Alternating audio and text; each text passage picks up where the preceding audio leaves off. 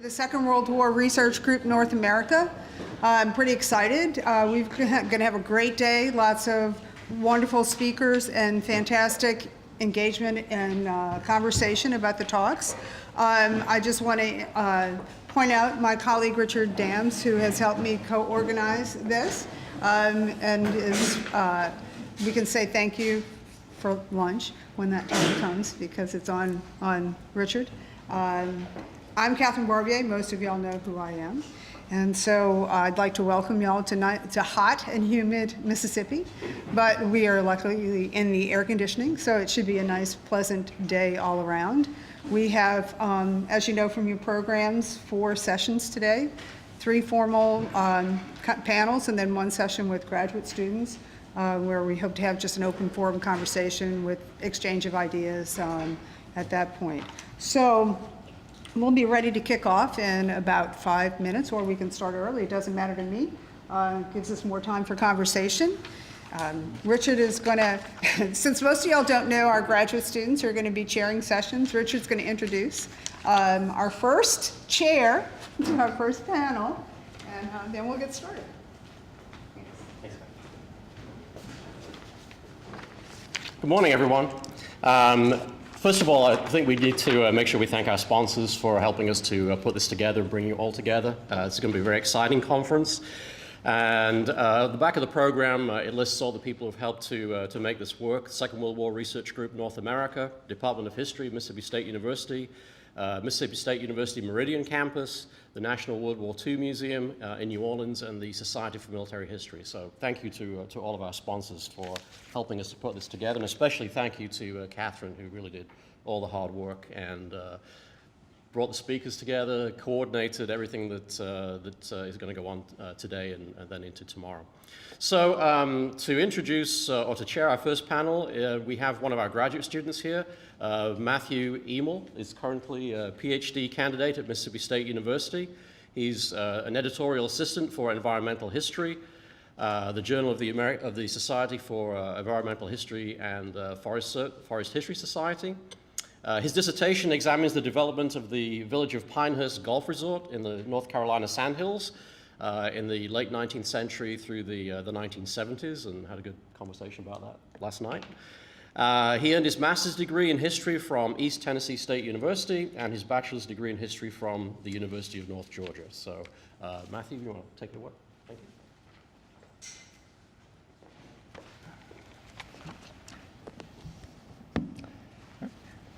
Thank you all for coming today.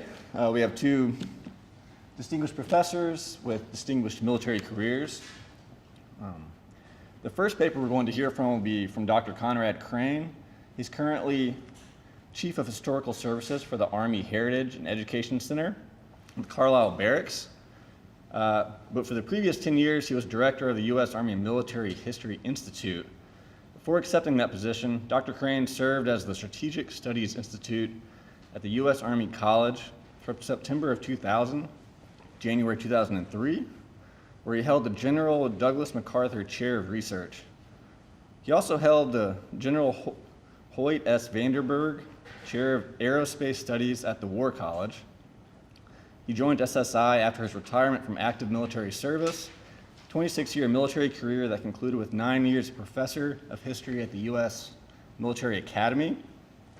He holds a BS from the U.S. Military Academy and an MA and PhD from Stanford University. He's also a graduate of the U.S. Army Command and General Staff College and the U.S. Army War College. He's authored or edited books and monographs on the Civil War, World War I, Korea, Vietnam, and Iraq, and has written and lectured widely on air-powered and land-power issues. Before leaving SSI, he co-authored a pre-war study of reconstructing Iraq that influenced Army planners and has attracted much attention from the media. He was the lead author of the groundbreaking Army U.S. Marine Corps Counterinsurgency Manual, which was released in December of 2006. For that effort, he was named one of Newsweek's People to Watch in 2007.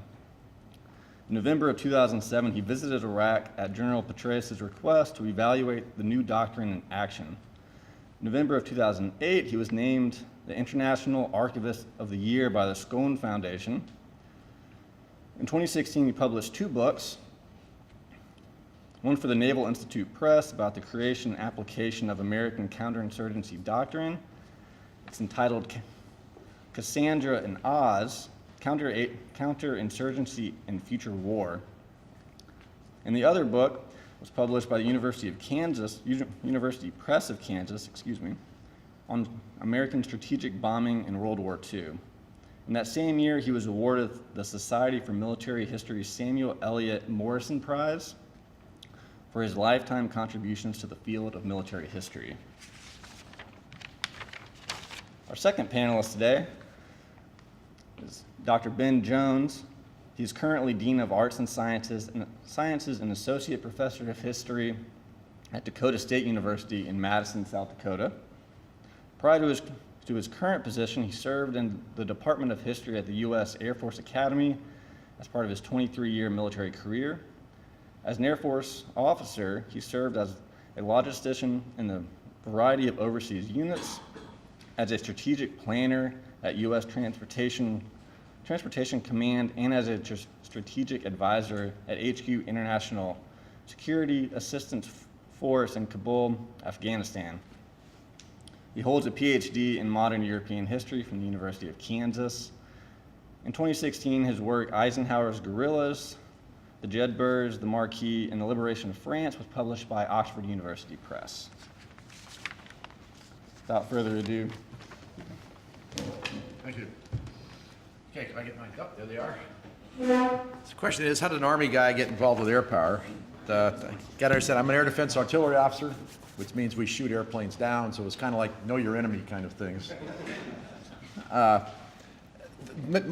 This talk, when I was first asked to do this by Catherine, thinking about how to approach it, my goal is to present ideas to graduate students. So that's really my target audience. But I also aim to entertain on a number of other levels as well. But the idea, my purpose is really to throw out some questions and some areas of possible research in the field of World War II air power history. There have been a couple of in the last 30, 40 years, there have been a couple of big surges in air power history. The first one, really in the 1980s, was spurred by the work of Michael Sherry and Ronald Schaefer, who came out with very revisionist studies of air power, especially American air power, that it was not as precise as was portrayed in the public information campaign. It was pretty brutal. You know, Sherry argued that it was basically technological fanaticism. And actually, my first book on air power was a reaction to them that came out in 1991. Unfortunately, there's a great quote from Peppermint Patty that history is best studied in the morning before there's more of it. And unfortunately, the people continue to write on this. And there was another surge in the last couple decades that's had a lot of which actually forced me to completely rewrite the book. And that's what came out in 2016. I'm not trying to plug the book, but just talk about it. Being a historian is a tough business because everybody else keeps changing. The history keeps changing, keeps adjusting. We keep finding new information out. So we've had some great stuff in the last couple decades. Tammy Biddle's book, Rhetoric and Rally in Air Warfare, really talked about the doctrine and execution in World War II. Richard Davis has done some great stuff on the actual conduct of American bombing in Europe, reinforcing some of Schaefer and Sherry's arguments about the inaccuracy and collateral damage involved. John Gentile did a great study showing how the US SBS can't be trusted, that it was basically a biased, and it was the conclusions were already set before they did the strategic bombing survey. Don Miller has done a terrific Masters of the Air, great book on the 8th Air Force. It's going to be an HBO miniseries pretty soon. It's actually being filmed right now. Ken Werrell's done some great work on the firebombing and the development of the B-29s, firebombing in Japan. Richard Overy did a great, if you know his book, How the Allies Won, he has a great chapter in there about the contribution of air power and how important air power was, which is completely contradicted by his latest books. And we actually had him at the World War II Museum, and we said, you know that you've basically gone against everything you wrote in the other book, and he seemed completely unaware of that. So I'm not sure, so I'm not sure which Richard Overy is out there, but you can basically argue you can support any argument you want based on the stuff that he's written. Jörg Friedrich has come out with some interesting work, The Fire, on the German perspective of being bombed, looking at the people on the ground. Actually, the most amazing thing of that book is that a lot of the casualty figures we have are wrong, and most of them are actually much too high. And that's one of the more interesting things of his work, is that even though it's basically almost a diatribe against the bombing, it basically shows it wasn't as deadly as most historians think it was. Now, there have been some more recent work that continues to move the field forward. A guy named Rob Ehlers has done a couple books for University Press of Kansas, one on the Mediterranean Air War, which is an air war that's often ignored. He also did a very good book that just came out on air intelligence and how important the air intelligence was to the Allies, just controlling the bombing campaign. A lot of work to be done there as well. The most interesting thing for me was the importance of British participation in the oil campaign. You know, we see the British is basically just doing this night bombing of cities, when in fact, because of their skill at bombing with non-visual bombing techniques during the bad weather in Germany, which is always there in the fall and the winter, the British were able to maintain pressure on the oil targets the Americans could not do, because they just couldn't be accurate enough to poor weather conditions. So just some very interesting stuff from Ehlers. Interesting book just came out by S.P. McKenzie on aircrew superstitions. And what the different mechanisms airmen developed to get them through the stress of air combat. Tammy Biddle's coming out with a new book on the mobilization for World War II, and we've had some great discussions about the Battle of Kansas, which is basically the development of the B-29, most revolutionary bomber of World War II, all the problems and glitches it had. Curtis LeMay said the B-29 had more bugs than the whole entomological division of the Smithsonian Institution. And basically what happens at the first episode is they're having trouble getting it out in time, so they get the best engineers, the best pilots, they put them on a B-29, they take it up and it crashes and kills them all. So basically then the project continues with the second team. And there's all, anyway, that's coming out. And there's a guy named Trevor Albertson who's at the Air Command and Staff College who is going to become the biographer of Curtis LeMay. He's already put out, I think Curtis LeMay is the greatest air commander of World War II. His first volume has come out looking at LeMay in his Strategic Air Command days, and he's looking at LeMay in the firebombing of Tokyo for his next volume. But there's a lot of other avenues of approach out there that haven't been taken that I want to throw out for consideration. I want to start with, if you're a grad student looking for a great product, a great project, finding a great how-to-use source can be your ticket to fame, to get a unique niche in the historical hierarchy. So let me throw out some collections I know are out there that need to be exploited. When I was doing my research for my initial book, I was at West Point, and I stumbled on the letters from a guy named Earl Cheek in the West Point archives, which have never been really tapped. I used a couple of them, but there's a vast collection there. It's one of those things where basically they were donated by his, I think he donated by his girlfriend, the woman who donated them was married to somebody else and didn't really want anybody to know that she had these letters.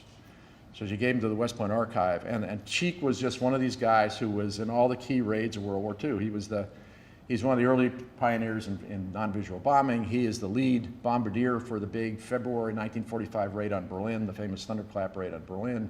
There's all kinds of neat stuff in there. He's continually changing units to get to lower his level. You've got a certain number of missions you can go home. Initially 25, they get raised to 30, gets raised to 35. He actually changes assignments to go to a unit that has a lower bomb mission requirement, and he gets killed on his last mission. But it's just a fascinating set of letters. There's a similar set of letters for a B-29 pilot at the Marshall Foundation in VMI. I can't remember the name of the individual, but those letters just sitting there waiting for somebody to tap into. And there aren't a whole lot of collections of B-29 letters. I've postulated that the B-29 crews, it's a much shorter campaign, it's a much nastier campaign. They're less likely to write about it. When you're talking about, your planes land, the first thing you have to do is fumigate the bomb bays from the smell of burning flesh. That's not something a lot of the people want to remember.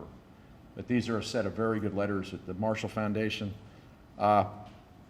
Frederick Anderson, who was the Deputy Commander for Operations and Strategic Air Forces in Europe, his papers at the Hoover Institution out of Stanford.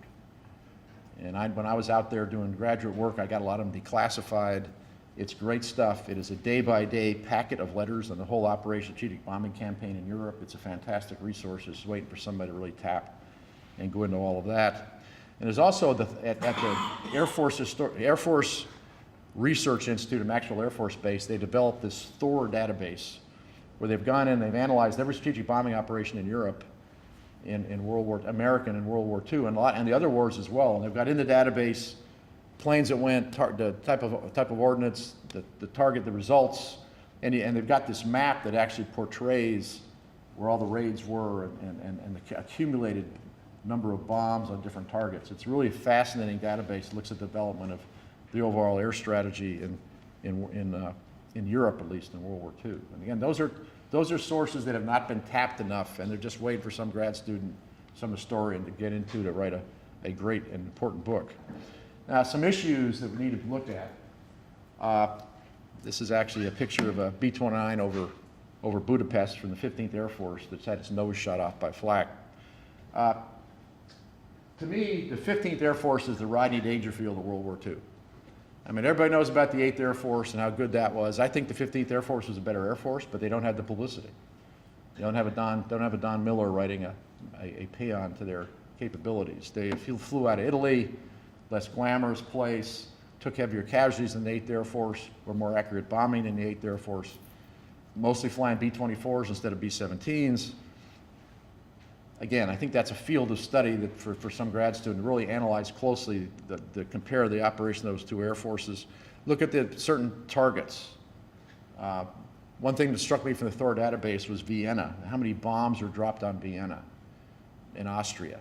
You know, if you go to the Austrian Military Museum, their history of World War II is it starts out where there's the Anschluss, and the Austrians get forced to do all these nasty things by the Germans, and then they're free after 1945. Interesting take on history. Not sure it's quite accurate. And anyway, but obviously there's a lot of things going on around Vienna that attracted a lot of bombs. It'd be an interesting study there. Another target, and I'm sorry that Rob is gone, but the deadliest bombing raid in Europe in World War II is the bombing of Hamburg in July 1943 by the US and the British. The second deadliest is the bombing of Stalingrad by the Germans before the big attack through Stalingrad, and nobody's ever written about that. I mean, they kill 40,000 Russian civilians. It's a massive bombing attack on the city. I think there's a story there for somebody to really get into. The tactics and effectiveness of German air defenses is I think under-researched. The people talk about that like the Germans wasted all those anti-aircraft guns they had in the front, and yet the American air crews were deadly afraid of flak. They normally had 2 flak vests. They would wear one and they would sit on one because they were concerned about particular parts of their anatomy more than other parts. But they were deadly afraid of flak. And the thousands of aircraft damaged every month by flak. And so I think that's an area that could use more research. Another one is the internments in Sweden and Switzerland. I mean, there's a crisis in early 1944, Jimmy Doolittle basically frees the fighters to go attack the Germans and basically uses the bombers as bait. The bomber crews aren't stupid, they know they are bait. And there's an increased level of people defecting to Sweden and Switzerland. There's a big investigation, they send people to interview the internees. That whole experience of the internees, I think, could be written about. So that's another great field to look at, not only about the impact on morale of the 8th Air Force, but the whole experience of these internees in Sweden and Switzerland. Some actually do escape to go back, most do not. And the whole development of the American aircraft industries, or of the aircraft industry in Europe, comparing the British and even looking at the Allies, the Axis side with the Germans and the Italians. One of the great costs of the forced labor with the German aircraft industry is the decrepit nature of their work. Messerschmitt, in the beginning of the war, was going to last a year or two. By the end of the war, Messerschmitt built in forced labor factories is going to fall apart in about 3 months. So the question is the value of the forced labor, also the other things that are going on to impact the German aircraft industry, and look at things like the Italian aircraft industry. I mean, there's I think a lot of room to do things there. In Asia, there's more issues to look at. I think the Japanese bombing of Chinese cities has been underlooked at. I mean, we've got some experts here on China, but looking at this picture right here, this is actually the rail yard at Shanghai from a Japanese bombing raid in the 1930s. Massive propaganda impact around the world. This poor baby crying that helped mobilize support against Japan for the issues. So just an analysis of the effectiveness of this Japanese campaign against Chinese cities, and also the international impact of it. LeMay's firebombing campaign. You know, I got started in Airpower because I asked the question to Bart Bernstein at Stanford, why wasn't there a decision whether to use the atomic bomb? It just wasn't discussed. There were discussions about how to use it, but there's never a discussion of whether to use it. Even with people like President Truman and others who talked about it later, there really was never any talk about whether we should do this or not. And he said you got to look at the course of the campaigns before that. And Henry Stimson writes in his memoirs, one of the reasons he dropped the atomic bomb was to stop the firebombs, because what was going on with the burning down of 69 Japanese cities by Curtis LeMay. And I don't think the impact of that has really been analyzed as much as it could be. I actually gave a talk in Tokyo at the Edo Museum. The Edo Museum kind of Disneyfies the firebombing. You go there, they got this big map, and you can push a button and burn down different parts of Tokyo with this map. And interesting talk with the Japanese about, I actually had a Japanese colonel in the audience who at the end of it said, you know, my father was killed in those fire raids, and I never understood why, but now after hearing this, I understand why Curtis LeMay did what he did, and it's a terrible war, and you make terrible decisions. So I think that campaign, and also LeMay's mining campaign. Nobody talks about the fact that B-29s also mined the inland waterways of Japan and sank 1 million tons of Japanese shipping. Helped strangle Japan. It's another part of the war I think we could analyze more. And then there's a whole bunch of other air forces in the South, in the Pacific. LeMay's people are part of the 20th Air Force. 5th Air Force is George Kennedy working for Douglas MacArthur. There's also a 7th, 10th, 13th, and 14th Air Forces. 14th Air Force is in China, that's Claire Chennault. The 7th Air Force is in Burma. Nobody writes about these other air forces because the 8th Air Force sucks up all the publicity, or the 5th Air Force a little bit in the Pacific. But these, again, there's an operational type of study there to be done about these other air forces by somebody who wants to take the time to do the research and to dig into this stuff. It's just the historical record is rich, it just hasn't been plumbed. Now, if you go to the home front, there's a lot of interesting things in the American home front as well. It's, oops, that didn't go through. There we go. If you go to the American home front, the whole idea of air defense of the homeland. And there were anti-aircraft units in all major cities. There were also hemispheric, even more than this, the hemispheric air defense, the Panama Canal. There's all kinds of efforts to try to prevent air attacks. There are 2 big air battles over San Francisco and Los Angeles. Well, they're not, they are, let's just say that they're kind of ground air battles. Basically, bottom line, there's a lot of anti-aircraft fire at mistaken enemy aircraft. A number of people get killed by falling shells. But I mean, there's a great story. You know, the movie 1941, that's all basically true, though John Belushi was not really there. But there's a great story there about the high tensions and overreactions and some of the actions that are taken. I mean, the Japanese actually do launch firebombs into the forests of Oregon. They do it. They not only do it with balloons. They actually have some planes launched from submarines to try to do that. So there are actual attacks on the West Coast, but most of the damage we do to ourselves. Building an American air industry. Somebody told me that James Longstreet's widow was building B-24s in World War II. I just love that somebody do a research on that particular story itself. He married her, he was like 70, she was like 20, something like that. But anyway, she's supposed to be building B-24s. There's a story there. Female ferry pilots, that's another one of those fields I think that has not been looked at enough. And one of the big decisions of the war that nobody has looked at is there's a decision to build only 90 divisions, so we end up running out of infantrymen by late 1944 in Europe. And yet we decide to build 225 air groups, and we never get to, we basically waste, we never get to that. There's way more air groups than we needed, we don't need them. Eventually they're taking air cadets out of the schools and making them infantrymen. I've never seen a good study on actually the genesis of that decision. I've seen it on the 90 Division on the infantry, on the 90 divisions for their 90 Division gamble for the Army, but I've never seen anybody really analyze on the Air Force side. There's a lot of leaders who deserve some kind of exposure. Tactical Air Force commanders, Pete Casada, who's the big tactical air guy in Europe, O.P. Wayland, who is Patton's tactical air commander with 19th Tactical Air Command, eventually commands the Air Forces in Korea, in the Korean War. I mean, these are people that just don't get the exposure. Claire Chenault, Nathan Twining. Chenault's got the 14th Air Force in China.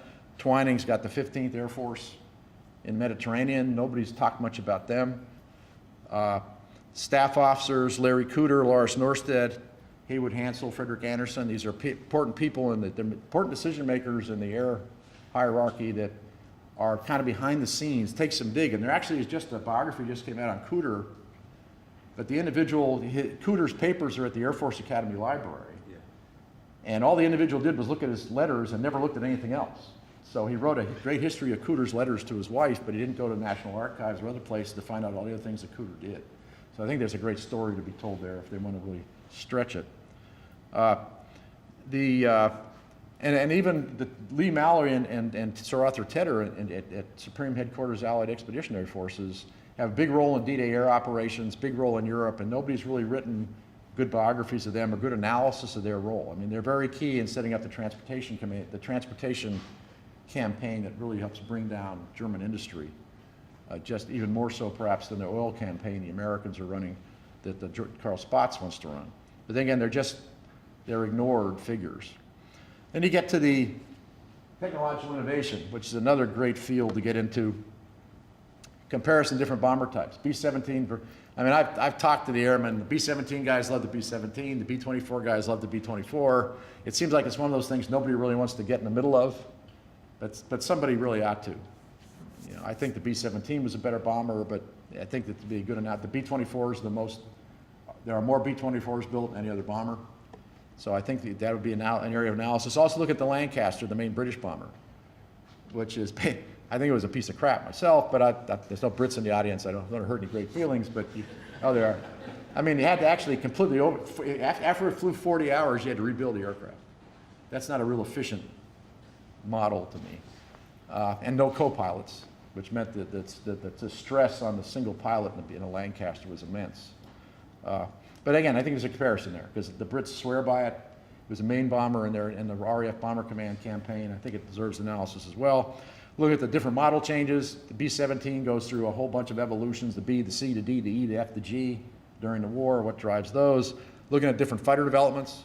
I mean, that's the P-51 Mustang. You think that was the product of this great industrial campaign and all this detailed analysis and all these scientists. The P-51 Mustang is a result of a bunch of engineers that take a vacation on a weekend in England and basically decide to mix up airframes with engines and come up with a P-51. Because they put a Merlin engine in this new chassis and you end up with the best fighter of the war. I mean, innovation goes some strange directions, but comparing our fighters with German fighters, with Italian fighters, with Japanese, I think would also be a useful, talking about this all that technological development. Some of these neat projects. JB2 is the American buzz bomb program. We basically, Hap Arnold is building American buzz bombs because he loves the German buzz bombs. Aphrodite project was the World War II bomber project, which is actually early cruise missiles. Taking old B-17s, putting a autopilot in there and steering them with another aircraft into targets. That's how Joseph Kennedy gets killed. Because the problem is, somebody's still got to take these, you take the B-17, you fill it full of dynamite, somebody's got to take it off. And one of the aircraft, I think it's a B-24 version that he's taking off, he takes it up and there's a spark inside and it blows up with him inside. They take it up and then they parachute out and the other aircraft have got it in. But anyway, there's something there. Also the whole development of non-visual bombing techniques. The radar bombing, non-visual bombing through bad weather. I think that there's a great dissertation there as well. But I want to close with the project that I think really needs, and we're talking about movie rights, all kinds of stuff. Anybody really gets into this one. The truth is often stranger than fiction. And so this is your test for today. Who can tell me what that is? Don't read the caption at the bottom. That is Project X-Ray. Let me explain to you what Project X-Ray is. Project X-Ray is the product of, okay, come on, there we go. Product of this man right here. This guy, his name is Lytle Adams.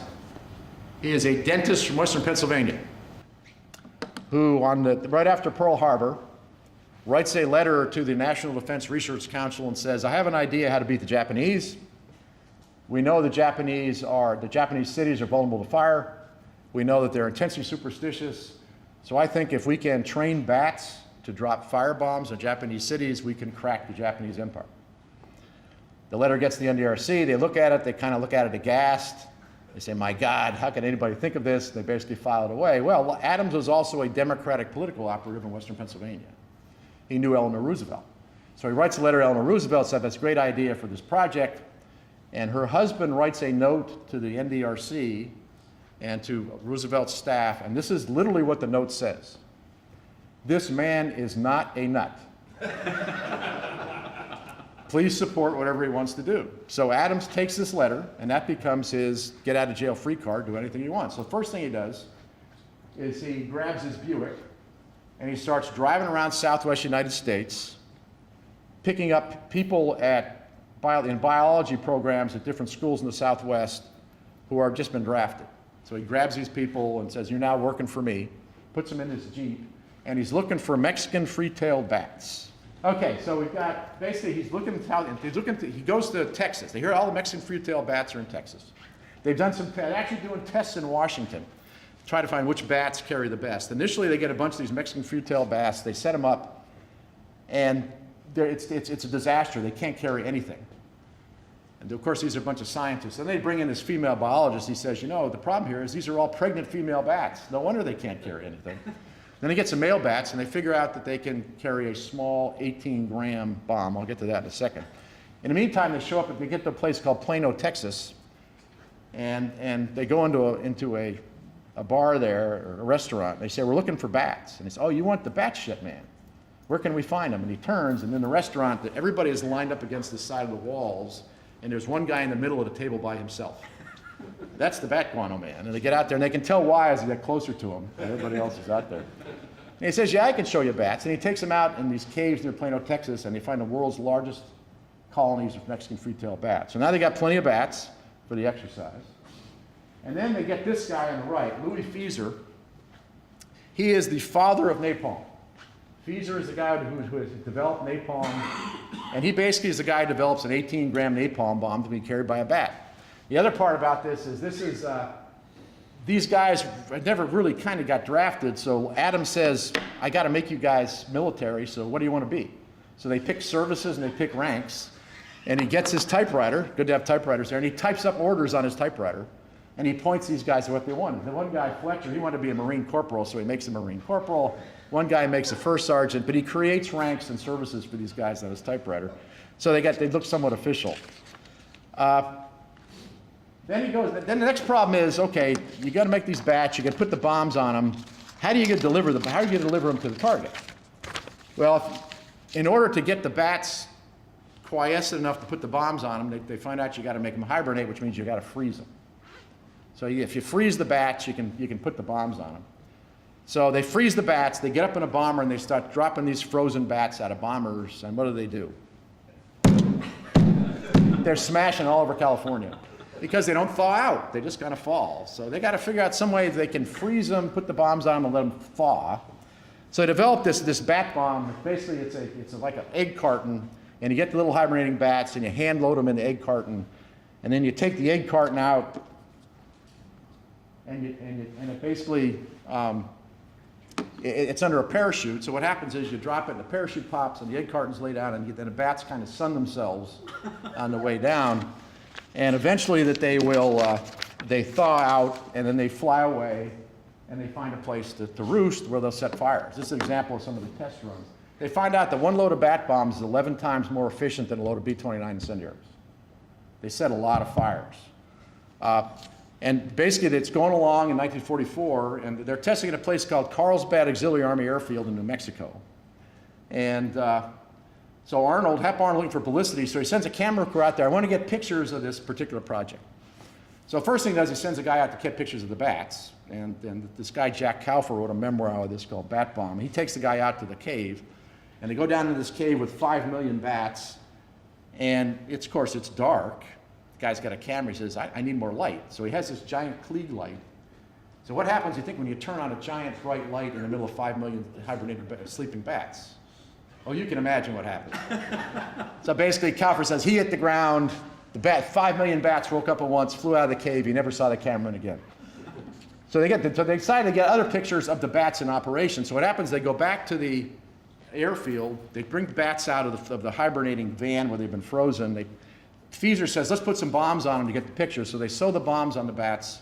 They lay the bats out on the tarp right next to the van, and they bring out, it's a cloudy day. They need more light. They bring out the Klieg lights. They put these nice bright lights on these little bats, little hibernating bats laying next to the van, and guess what happens to the bats? They wake up, and they burn down the airfield. The first thing that goes up is General DeWitt's car. He was out there to see it. His car goes up. Then the officers' club goes up. Then all the hangars start to go up. And what's happened is that since it's a top secret project, all the special service people are outside the gates because they're not supposed to be able to see it. And Fletcher, the Marine guy, is at the gate. And they try to get in to put out the fires. Says you can't come in. So they basically have to stand there and watch the airfield burn down. So it completely destroys the Auxiliary Army Airfield. At that point, the Air Force gets frustrated and cancels support for the project. The Navy picks it up,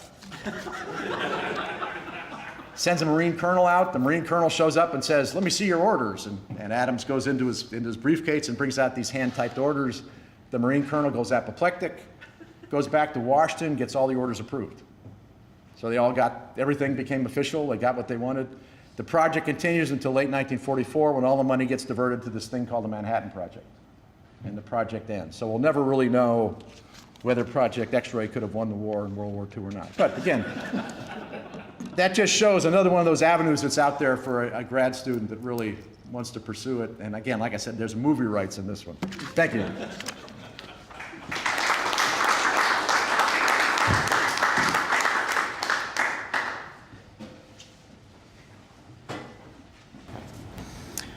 Well, good morning.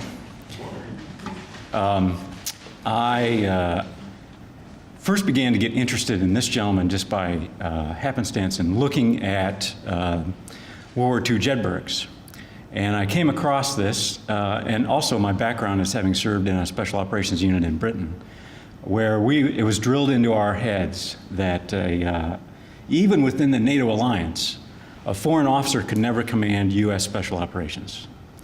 And so as I'm going back and looking at SHAEF special operations, and I realized that a French officer, of all nations, a French officer had commanded US, British, and other allied special operations in France. And I thought, how does that happen? So when Catherine called me up and said if I'd like to come, I thought, yeah, there's a couple of things I could pull on for my book that I never really developed and thought through. So today, I'd like to talk about this gentleman here, General Pierre Koenig. He was a French officer. And I also, as I was thinking more and more about this and furiously rewriting my paper yesterday in the hotel room, it occurred to me that of the Free French goals for the war, that this gentleman encapsulates a lot of them and illustrated all three main goals. So if we're giving pointers to graduate students and fellow historians, it also would, a point I'd like to make is the fact that don't just follow a national line when you're looking at military history. Think about the coalition operations and all of the jostling within the coalitions, because many times it does not end well for people, and many times it's not all that friendly. And in those arguments, they can become very revealing. So think about how to look at it from a coalition lens. For my book, I look at it from Eisenhower's point of view and learned a lot about the coalition politics and so forth. So First off, I'd like to define what guerrillas were in this unconventional war in France and the Overlord campaign. The French resistance fighters are frequently referred to as the Maquis. The Maquis is a Corsican weed or a scrub bush, so forth. And as the term began to be applied in late 41 and 42, it was a term that kind of took off because among the guerrillas themselves, they like to be thought of from the German perspective that they were like the weeds that you can never really get rid of. And so that name stuck. And the resistance itself began to really to have some movement of impact or some force in numbers with the Relève, or the collaborationist forced labor draft that the Pétain government enforced and announced in late 1942. It was also about the time of the Allied landings in North Africa and when the Germans occupy all of France. So Pétain's stock that from June of 1940 until the end of 1942, most French who were particularly not in occupied France thought that, well, Pétain, we'll follow the lead of the old man. He's got our interests at heart, and he'll figure things out. But with the very unpopular forced labor draft and then the successful landings of North Africa, Pétain's popularity really plummeted. And those young men who did not want to go to Germany to work in a aircraft plant or a manufacturing plant went into the woods with their friends to hang out and wait for weapons and support. Those guys who went into the woods, the nebulous politics internally then takes a while to take shape. And for reasons that I don't have time to go into a deep dive into the resistance politics and how they created themselves, but they formally unify in late 42 and into 43, and they all agree to rally around three main war aims for the Free French. They want to push the Germans out of France, which you would think would be automatic. They want to punish the collaborators. And this is a point that often gets missed, and Americans and Brits, I think, frequently don't understand the gravity of this important point for the Free French. They wanted to avoid an allied military government of France. They saw what was happening in Italy, and they didn't want that to happen to them. And so a lot of what animates the Free French and other French resistance groups and this contentious between the United States and Britain to some degree is driven by the fact that de Gaulle and every other resistance movement wants to avoid an allied military government of France.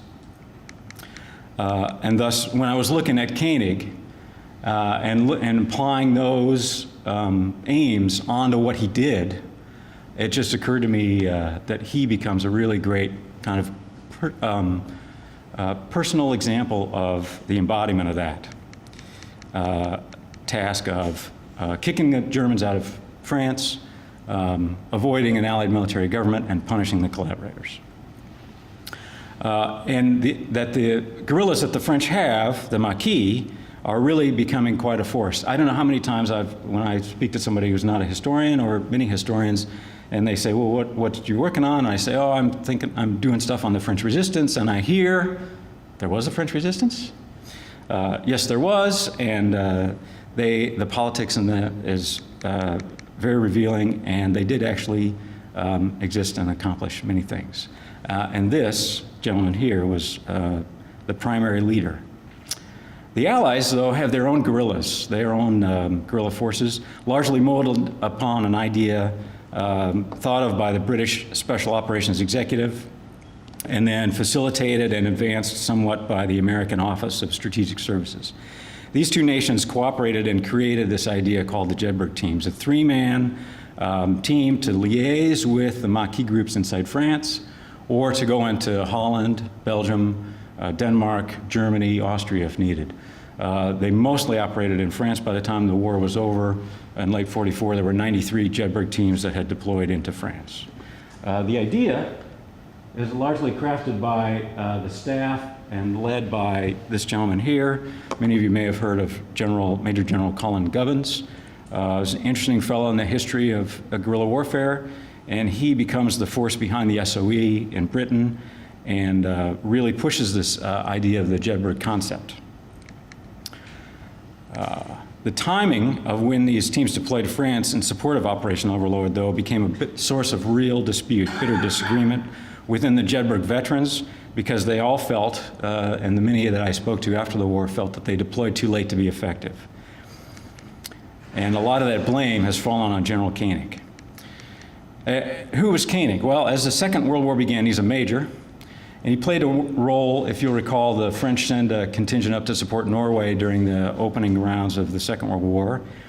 And then in the first week of June, he's back in France. Just as France falls on the 16th, he makes his way to Britain in ways that aren't quite clear to me, but we'll have to sort that out. And he was involved then and becomes official part of the Free French there in London. He becomes involved in the planning for the Dakar expedition, is promoted to lieutenant colonel by the end of 1940, and he's rising up the chain in almost every major French army initiative in the early part of the war he's a part of. His most famous thing, though, is as a general commanding the French troops at Bir Hakeim, which in the end proved to be, Rommel offers his troops who are surrounded a opportunity to surrender, and he refuses this and he fights his way out. So he becomes the first French general to beat the Germans in open combat. This is in the big realm of the war. This is a major or a minor skirmish, but for the French, it's the first time where they see a commander actually stand up and beat the Germans. And he becomes famous for this. And within the interior resistance inside France, he's an automatic hero overnight. I spent many hours going through French resistance newspapers, and the most popular name you could name your French resistance Maquis group was Bir Hakeim, because it meant for them something where they had stood up and defeated the enemy. So by the spring of 1944, he's a no-kidding hero to the French. De Gaulle appoints him the commander of all the Free French in Britain. And this is at a time at Schaeff where Eisenhower is attempting to get his staff together to finalize Operation Overlord. And Koenig is asked on April 19th by the Schaeff Chief of Staff, Walter Beadle Smith, if he would like to, Ikes expresses wishes that Koenig be brought into the Allied organization and be, in effect, a subordinate commander of forces similar to American and British major combat force commanders. So if you go to the green books and look at the org charts, there's no General Koenig on there. You'll see the numbered armies and the air forces and so forth, but there's no General Koenig on the org chart because this is all classified. The first country to declassify all the records about the unconventional war that Schaeff did was the United States, and started putting stuff out in the early 80s. The British declassified all their records in the early 2000s. I'm not sure when the French did. They were open when I got there in 2007.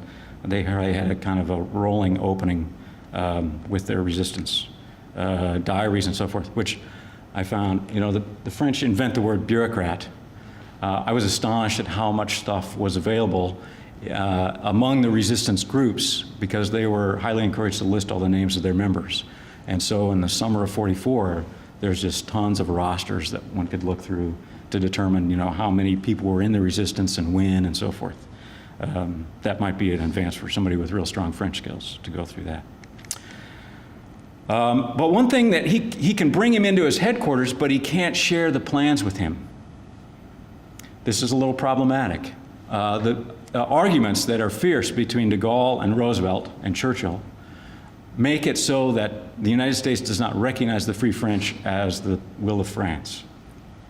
And so without that official recognition for the Free French, Eisenhower is under direct orders not to share classified information with him. So of course all the Overlord planning and everything is done in these two groups. They have the Allied planning, and Koenig inherits a group that was called block planning. It was kind of the Free French Planning Office.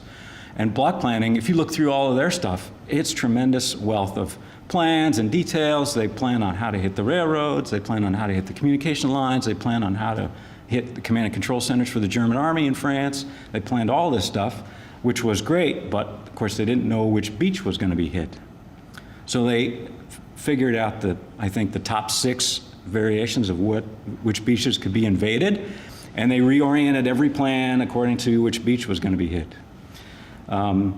Koenig, of course, thinks this is a great idea to be brought in. He's now a freshly minted lieutenant general, and he would run this organization for Eisenhower. They have their first real planning session on the 20th of May, where Koenig's staff and the Allied staff and the Allied Special Forces headquarters, which is an amalgamation of SOE for SHAEF and OSS for SHAEF, and their planners meet. Koenig looks at all their, well, he's not shown their maps, but they start kind of playing 20 questions with Koenig and asking him things like, well, where do you think the resistance groups are the most mature? What do you think would be the most advantageous locations to have? And he gives them priorities, which are very prescient, actually, in what areas of France that he wants to emphasize. So this is a map that was done in late '44. All the black dots are Jedburgh teams that are eventually deployed into France. But Koenig says Brittany will become very important, and of course he's taking a lead from Eisenhower there that he wants to grab all the ports that he can. So Brittany has some pretty good ports. He wants Brittany to be a site for priorities for the unconventional war. He wants central France to be, because there's a SS armored division down here around Limoges. So he wants to cut off all the railroads there. And Eisenhower's ordered them to do that already. On the 8th of May, Eisenhower gives them that direction. So that falls in line. And then he says this area here, southeast of Paris, is going to be very important. Yonne, Côte d'Or, Haute, all this area here will be crucial. It's not really clear in the notes about why he thought that way, but Koenig says this must be priority for airlift of weapons and so forth. Now they're thinking probably that he also has some insight into which part of the Maquis will be the most organized and most effective. And he proves to largely be correct. Of course, they're all fighting against the clock.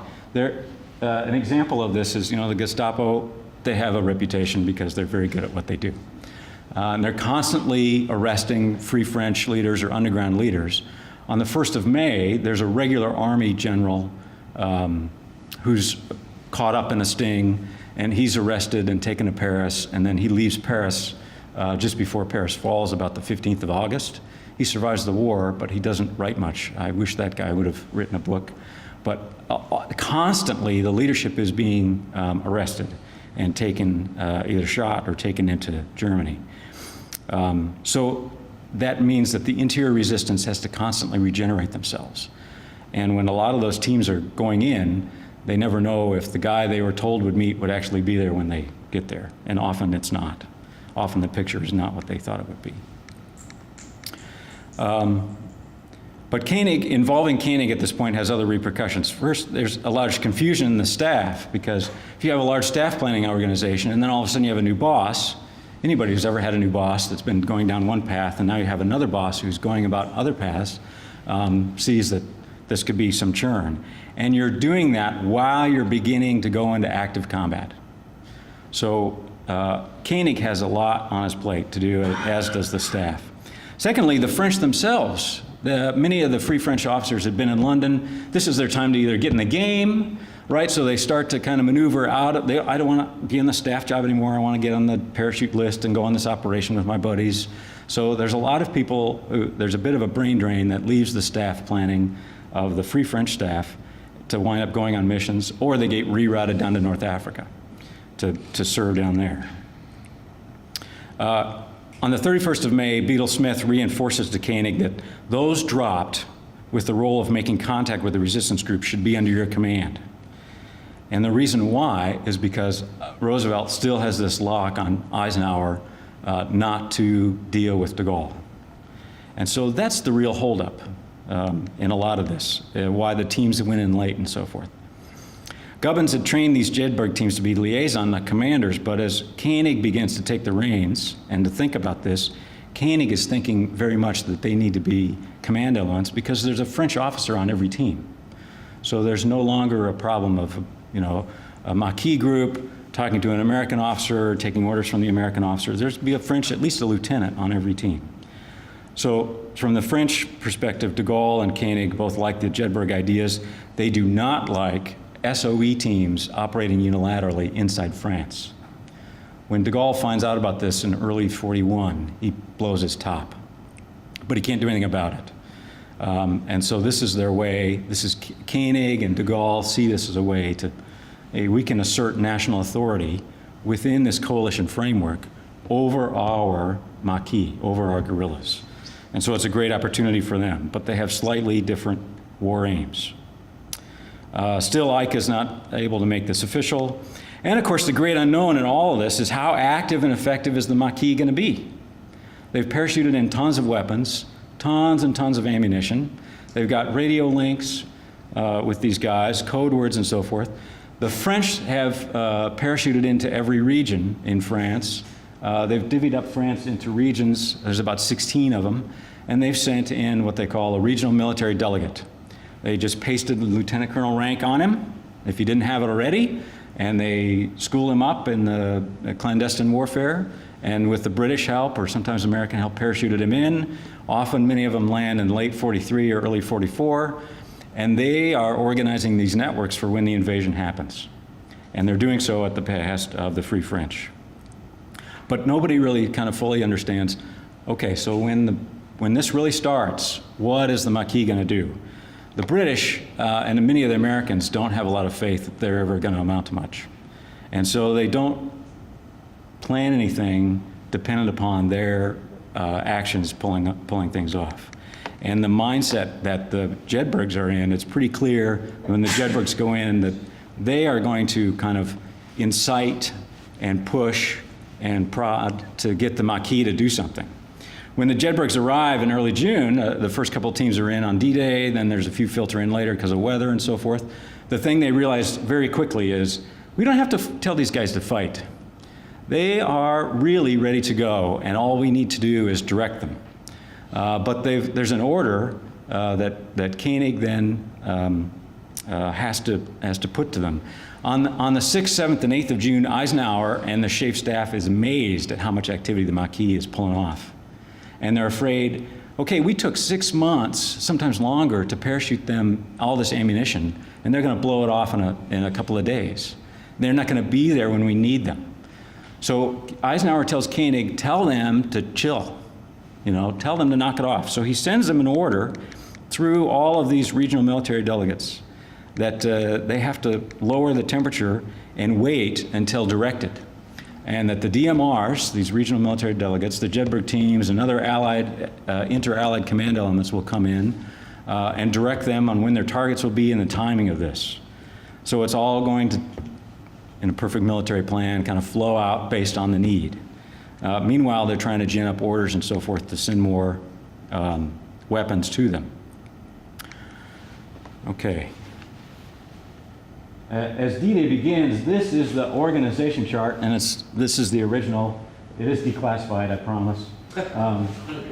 You can see the commanding general of the FFI is at the top. This org chart basically represents Special Force Headquarters, which was an amalgamation of a OSS and SOE for SHAEF unit that then General Koenig would just kind of be slapped on top. And the British and the American, but particularly the British, thought that, well, this would work out just fine, right?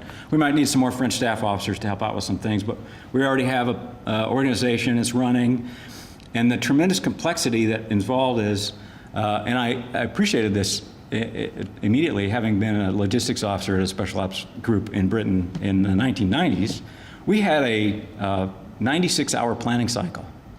If we were told, if our air unit was told, okay, we need a drop of ammunition and fuel and weapons on this drop zone, it took us 96 hours to get that there.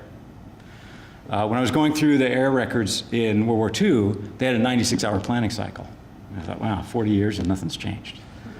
Because of all the things that aren't electronic, really, that have to happen, right? Your clandestine guy in the field has to say, okay, this is an area where the Germans won't control, and for the next 5-6 days, we won't be bothered here, we can run a night drop. You have to have all of that lined up. You need guys to run out and pick up the parachutes and collect all the materials. And then the air folks back in Britain would take time to site the drop zone, get the crews together, pack the stuff, which takes 2 days, putting it in the special chutes, getting it from the packing place to the air station, loading it in the airplanes, briefing up the crews and so forth, and that just takes time. That usually worked out pretty well. But the people who do all that is in this headquarters here, Air Dispatch, the Jedburgh team, and then the communications branch. So when Koenig sees this as his opportunity to achieve a free French political aim of kicking the Germans out and avoiding an allied military government of France, and to have some say and to dissuade the SOE and the OSS and the US Army and the British Army from doing their own thing in France, this is an avenue for them to make hay on that score. And they largely do. He brings in tons of people. There's lots of memos going back in early June about, hey, I'm not being given, where Koenig is complaining to Beadle Smith or Eisenhower, you made me a commander, you have to give me the staff. And there's probably a lot of tug and pull between the OSS and the SOE in England that we are your staff. And Koenig saying, no, I want my staff. He wants, and he quotes back regulations of what a SHAEF staff looks like. It's so many guys, it's so many cars, it's so many phone lines and all this kind of stuff, and you can see him just playing games. He's infuriating the British general, who's a Brigadier Eric Mockler-Ferryman. And they coexist through the month of June into July. And I found a memo where the assistant chief of staff in SHAEF writes on the corners of the, and he's talking about Mockler-Ferryman. Mockler-Ferryman must have had a blow up, a temperamental blow up, and he's writing and chewing him out. Can't we be more adult? This is just childish how you're acting. And he's not telling that to the Frenchman, he's telling that to the Brit. So Mockler-Ferryman realizes, I guess my time here is done. And on the 27th of July, he resigns his post from the headquarters of the Free French. Then Koenig does something that is pretty natural if you understand that they're trying to avoid an allied military government and that they hate the SOE. He advocates for Laycock, who is not an SOE British commander, to be the replacement for Mockler-Ferryman. Laycock is a SAS commander. He's told no, but the British do wind up giving him a major general who had been on the Allied staff in Washington, D.C. for most of the war, whose French is really great, a man by the name of Charles Redmond. Redmond comes over to London, and he replaces Mockler-Ferryman for that time.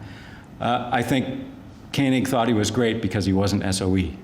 And this is the beginning of the end of the SOE in France. If anybody's read much about de Gaulle, one of the things he does in France is various villages are being liberated. If he comes up to an SOE agent, if he finds that in that town, he says, you need to get on the next plane home. You have no more business here. So this is a sovereignty issue for the French. Nevertheless, Eisenhower does need the Maquis to be commanded because they had kind of done far too many operations early. And as I said, Koenig sends this order on the 10th of June that there is currently impossible to predict the resupply of weapons, and you must cease, limit to a maximum all your guerrilla action. In Brittany, the order to go over to guerrilla warfare doesn't occur until the 3rd of August. And there's great messages between Bernard Knox, one of the Jedburghs on one of the teams in Brittany, complaining back to headquarters. And really, for a captain to be using the language he was at the time, he says at one point, this is a British-born but American officer serving on a Jedburgh team, going back to his higher headquarters saying, you must not be understanding what we are saying, so we will transmit in words of one syllable. There is no stopping the Maquis. If they are armed, they will do what they will. Later, Knox reports what probably were war crimes is the Maquis were shooting German prisoners. There's a lot of passionate and tempers to be dealt with, and these foreign officers are probably barely keeping the lid on things. August 3rd, the order comes for Brittany and then other parts of France to go over to general warfare, general guerrilla warfare.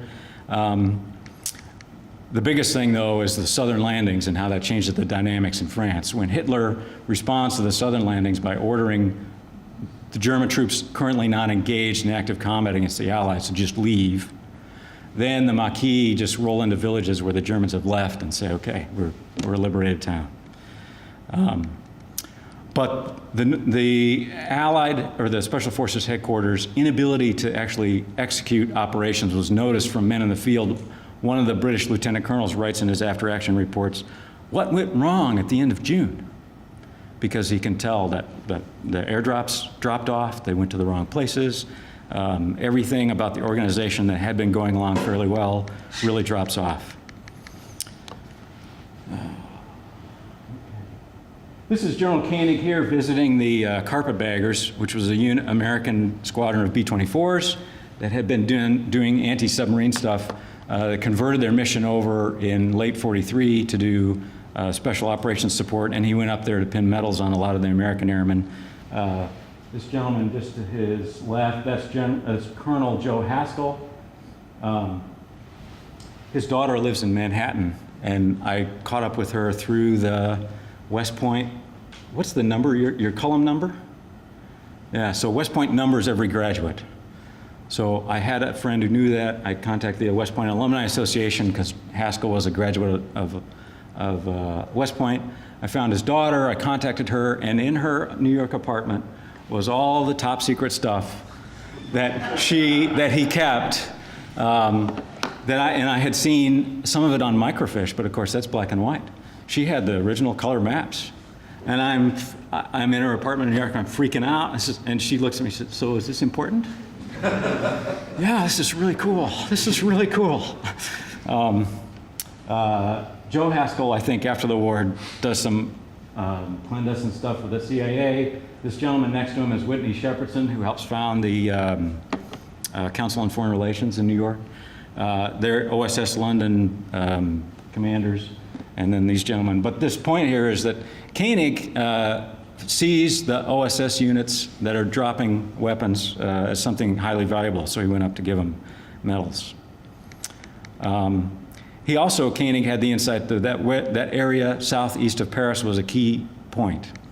But by the time it becomes a key point, or becomes if you see, the Allied landings in Normandy are swinging into Brittany, and Patton is making his thrust through here and into south of Paris, and they take Paris in late August. In middle of August, the Champagne campaign starts, and they start rolling up the Rhone River Valley. On September 9th, the two forces connect right around here. Team Bruce, Bill Colby was on that team. He later becomes a CIA director in the 1970s. And if this area had been manned, trained, and equipped with that notion in mind that the major combat forces of the Germans was going to be coming through here very quickly, and had they had enough guerrilla forces there, ably equipped, manned, trained, and led, they might have actually been far more effective. With Paris convulsing in its late August liberation, there's a map I threw in. Yeah, you can see the forces kind of lurching southeast, and Koenig said he wanted to upgrade this on May 20th. If they had done that, they would have captured a lot more troops. As it is, they do capture a march group of about 18,000 guys near Poitiers in early September because the trap had been closed on the Germans that were escaping. Let's see here. Yeah.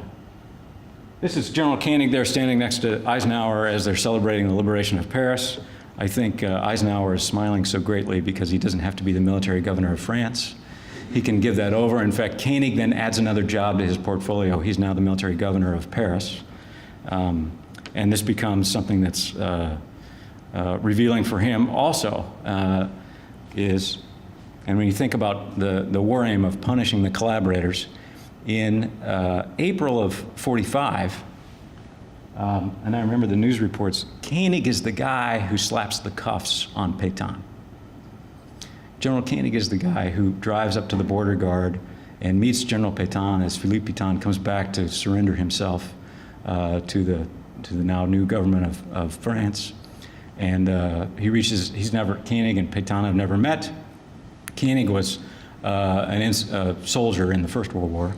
And Pétain extends his hand, and as the newspaper reporter writes, Koenig leaves at his side. Another account and I don't know if this is true, but it ought to be, is that Koenig orders the military police to come up, and as Peyton extends his hand, a policeman is there to cuff him. And that's about punishing the collaborators.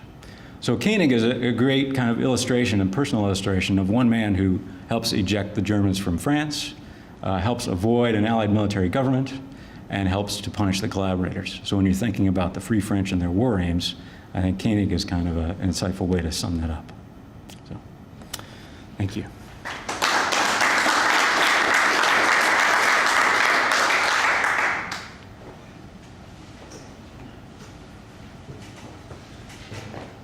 All right. Well, thank you for those two very good presentations. I'm going to open it up to questions. We have about 15 minutes.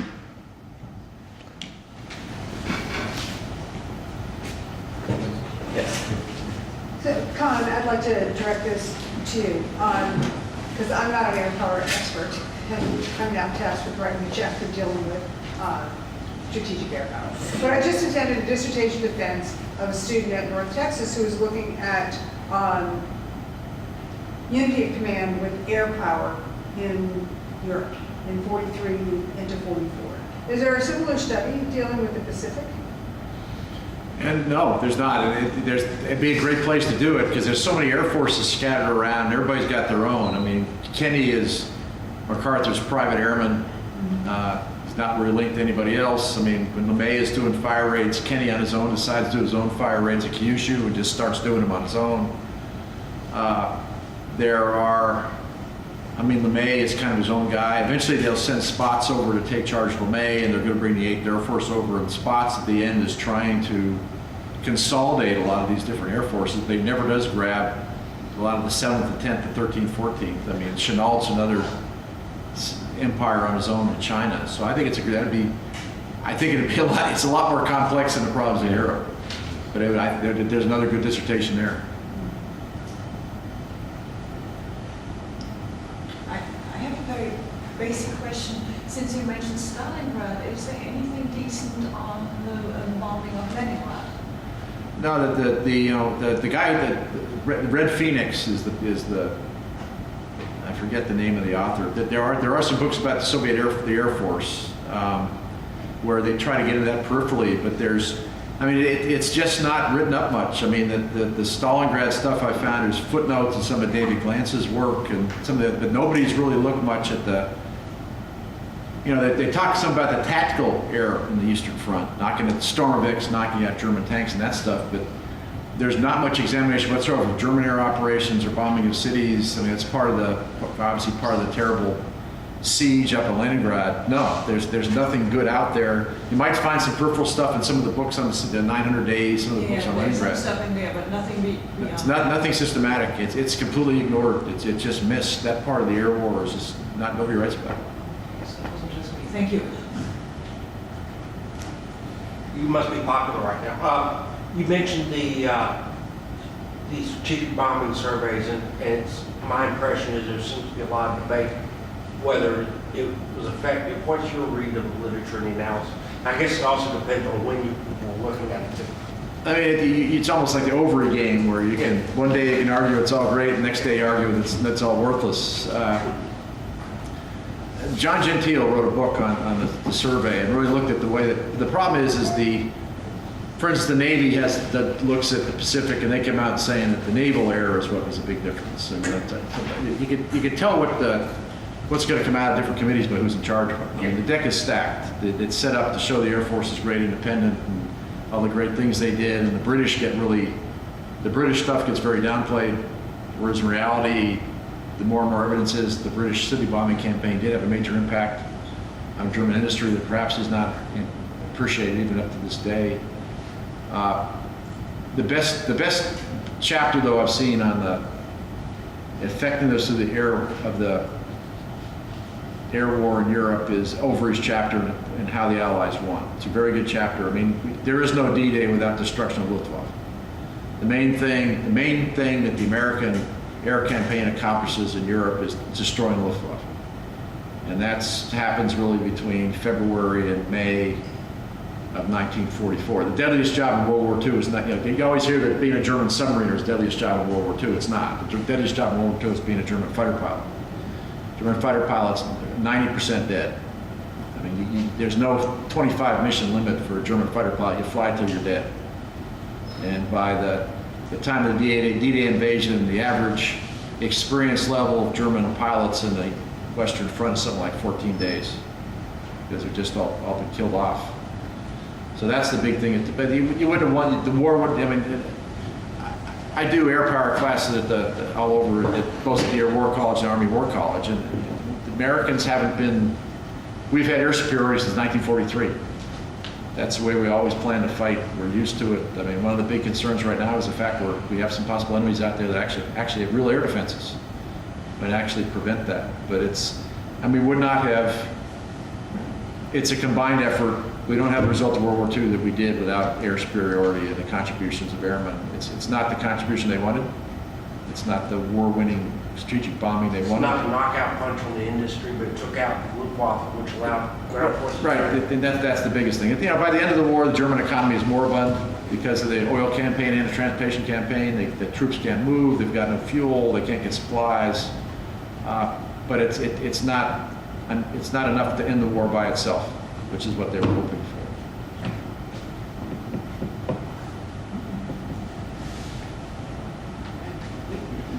I'm good, Chris. I have a question for Ben Jones. One of them is about the map, the blank space on the map, and I assume that's because of German.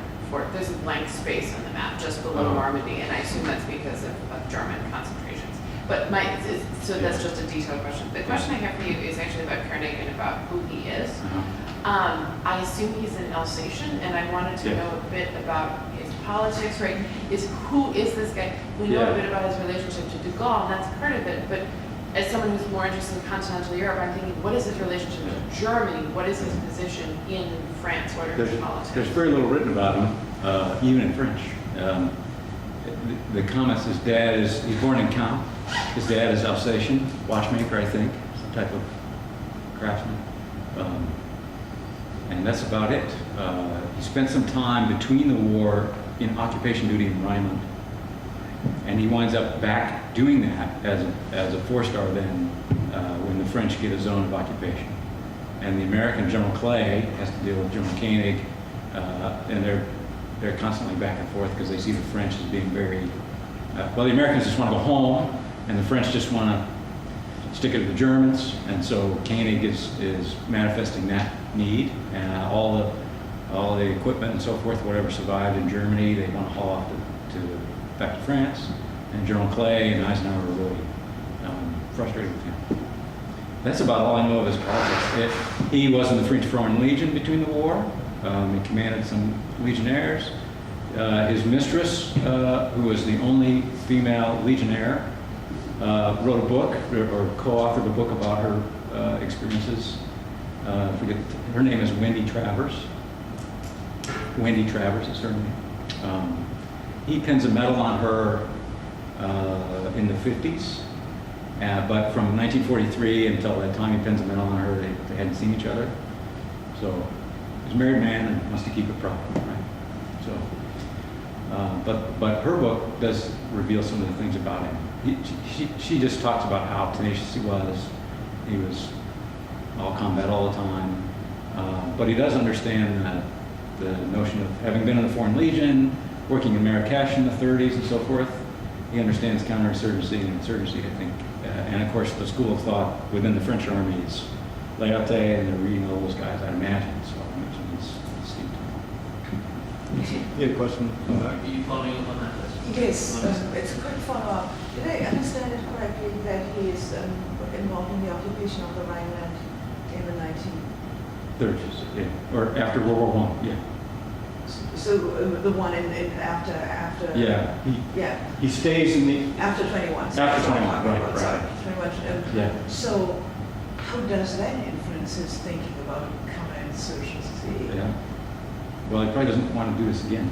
Aside from that, yes. Yeah. That I don't know. Interesting, because it should be able to Yeah. catch him in the fight somewhere. He gave some speeches in the late 60s as kind of the grand old man. He dies in 1970. Yeah.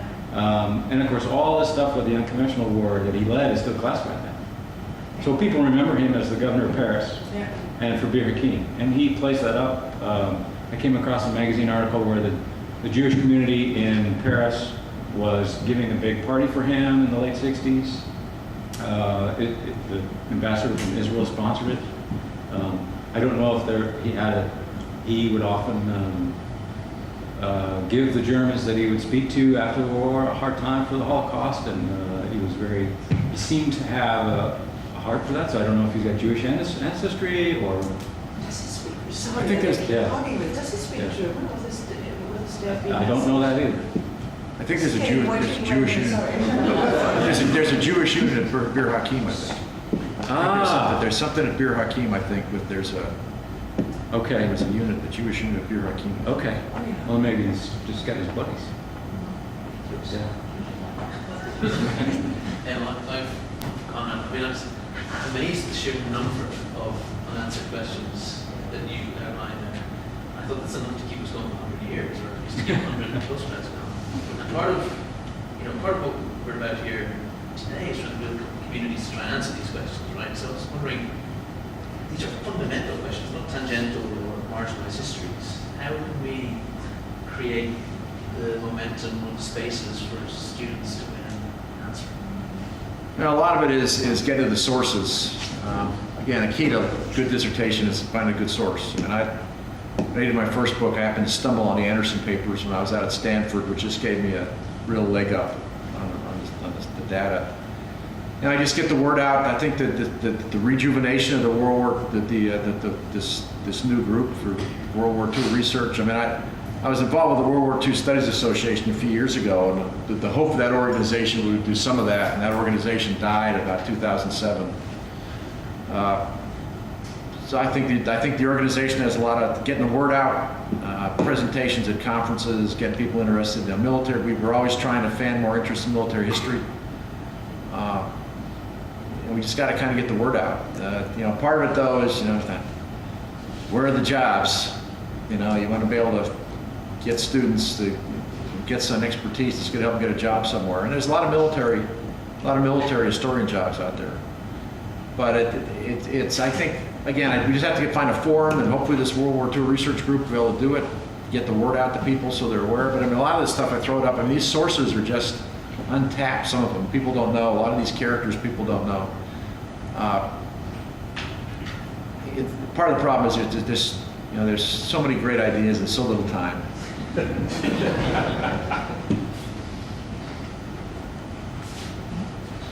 Any more questions?